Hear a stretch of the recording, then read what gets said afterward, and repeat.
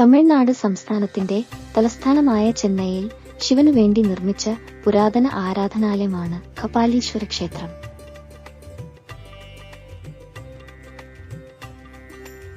മൈലാപ്പൂരിൽ സ്ഥിതി ചെയ്യുന്ന ഈ മഹത്തായ ക്ഷേത്രം പല്ലവ രാജവംശത്തിന്റെ കാലത്ത് നിർമ്മിച്ചതാണെന്ന് പറയപ്പെടുന്നു.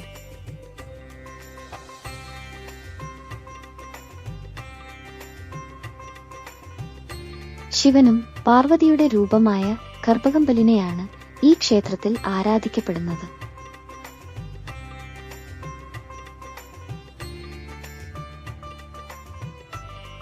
ഏഴാം നൂറ്റാണ്ടിലെ ദ്രാവിഡ വാസ്തുവിദ്യയുടെ ഒരു ഉദാഹരണമാണ് ഈ ക്ഷേത്രം.